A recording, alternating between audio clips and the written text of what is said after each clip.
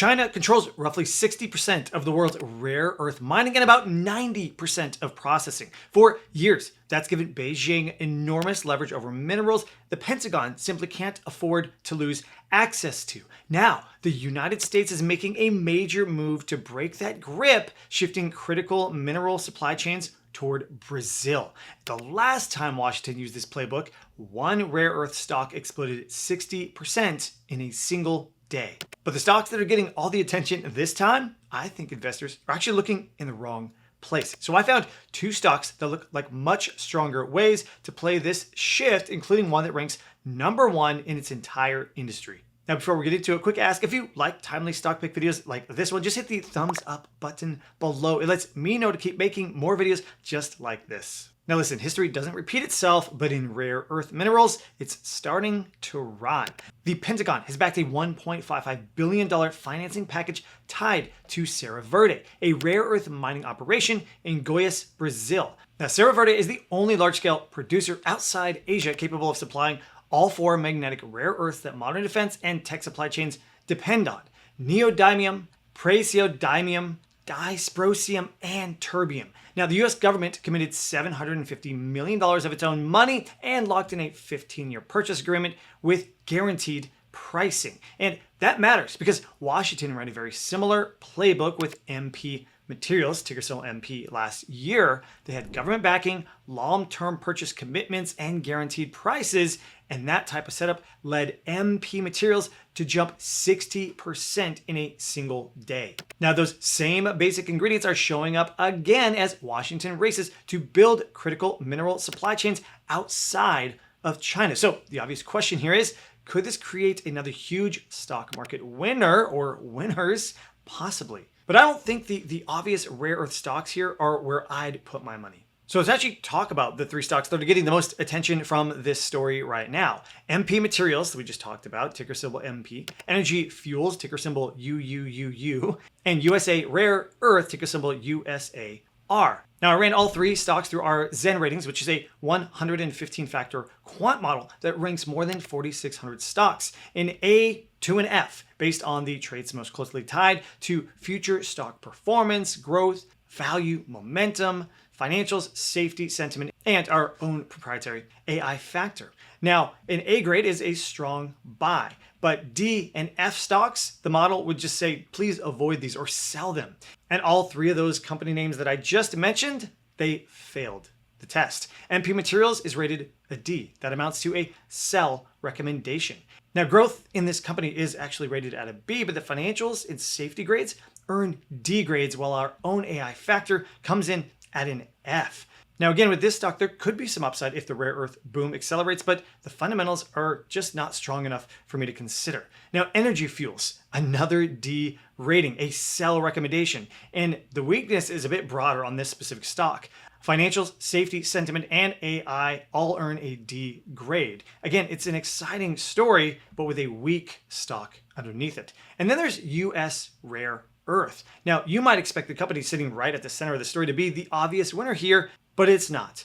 Again, USAR earns a D grade, yet another sell recommendation from our quant model. And it ranks in the bottom 10% of more than 4,600 stocks that we track, with F grades for both its safety and AI component grades. That's terrible. So again, the three stocks that are getting the most attention from this rare earth boom, they're all three sell ratings. Now, could they still maybe rip higher on some headlines? Yeah, absolutely. MP Materials already showed us what government backing can do to a stock, but there's a difference between a stock that can spike and one that I would actually want to own. So right now, these look more like lottery tickets than actual investments. What I would like to see is production turn into actual revenue, and that revenue turn into actual profits, and those improvements can actually start showing up in the fundamentals. Once it's there, then I'll take a look. But until then, I'd rather look for companies that can benefit from the same massive shift in spending without taking on the weakest parts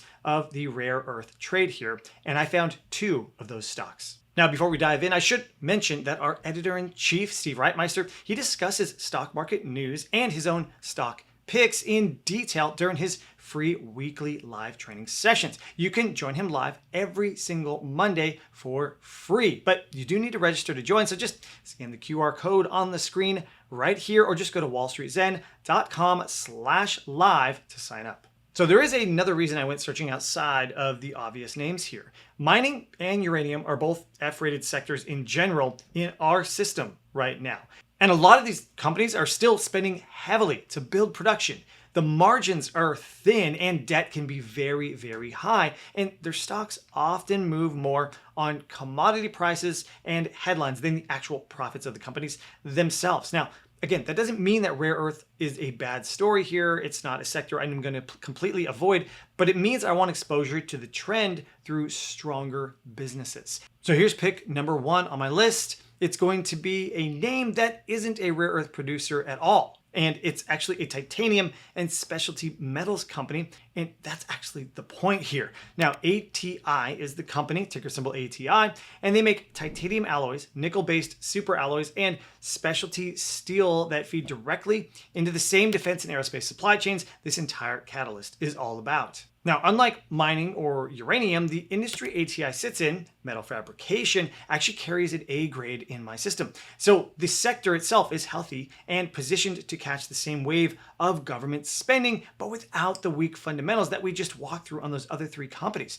And the numbers here for ATI back it up. Its most recent quarter posted earnings of $151 million, up 27.7% from the prior quarter. Now, the trailing 12-month earnings are up 14.5% year over year. And looking ahead, analysts actually expect that to keep accelerating, forecasting 24.16% annual earnings growth, which actually outpaces the broader metal fabrication industry average. And Wall Street agrees on this stock as well. All 7 analysts covering ATI currently have a strong buy recommendation, including Charles Minervino, a top 3% ranked analyst at Susquehanna. His target points to just under 30% upside potential, while the maximum forecast is over 30% upside. Now, the Zen ratings also support the thesis here. ATI carries a Zen rating of a B, which is a buy recommendation. Looking at those component grades, momentum is really the standout at an A grade, and growth, sentiment, safety, and financials all come in at B grades. And really, that's a strong combination. ATI has market-leading momentum, while solid grades for growth, financials, safety, and sentiment suggest there's real fundamental strength supporting the run here. Now, between the defense-adjacent business, the earnings acceleration, and the unanimous Wall Street strong buy recommendation, ATI is a legitimate way to play this catalyst, even if the D grade on value means you're paying a little bit of a premium to buy this stock. But I'll say ATI isn't even the one that I actually like best in this space. That one's coming up next. Now, if you do like stock talk like this video, I once again remind you just to check out Wall Street Zen's no-cost live training sessions. You can join our editor-in-chief, Steve Reitmeister, on Mondays. He doesn't just talk about what he's buying, though. He's actually showing you how he's finding stocks so you can even do the same in the days ahead. He also shares his trade of the week, which combines the best of Zen ratings with his 40 plus years of investing experience. So again, if you're liking content like this, I strongly recommend just pause the video for a second and scan the QR code on the screen right here to register for the live training session, or go to wallstreetzen.com/live, and I'll see you on Monday. All right, well, the second stock here also isn't a rare earth producer either. It's actually SQM, which is short for Sociedad Química y Minera de Chile. Now, please don't kill me on the pronunciation, but basically they're one of the world's largest lithium producers. Now, lithium isn't a rare earth, but it is part of the same push here. Now, the US and its allies are racing to secure supply chains for every critical mineral that used to run through China, not just the 4 magnetic rare earths we covered earlier. Now, SQM sits in Chile, not Brazil, so it isn't part of the Serra Verde deal directly, but it's exactly the kind of allied, non-China supplier this entire policy shift is built to support. And its industry, specialty chemical, carries an A grade in my system, the same pattern we're seeing across defense-adjacent materials. And the fundamentals here hold up over time. Now, SQM's earnings have grown 145.12% over the past 10 years. And if you zoom into the 5-year window, earnings are up 26.93% per year, more than 3 times the specialty chemical industry average of 7.4%. Now, revenue tells a similar story here, up 20.29% per year over the last 5 years, beating both the industry average and the broader US market average. And after a rough stretch, revenue growth just turned positive again, up 1.05% over the last year. Now, it is worth noting that Wall Street is more split here than it was on ATI.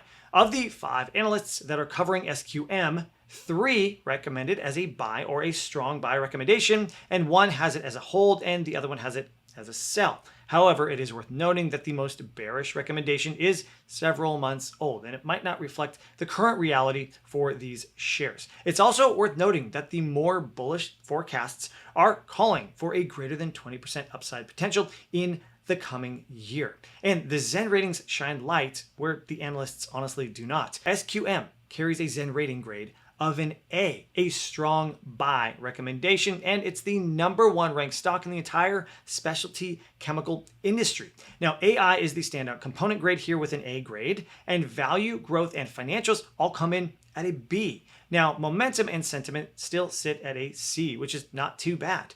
And again, if all that sounds like alphabet soup to you, let me just state it simply. SQM looks strong under the hood, but it hasn't become a crowded momentum trade yet. That's actually the kind of setup you want before broader investor enthusiasm arrives. Now, one thing worth knowing here, SQM's earnings are tied to lithium prices, which honestly spiked in 2022 and crashed really hard afterward. So the shorter term numbers still reflect that sort of hangover, even though the long-term trend actually points up.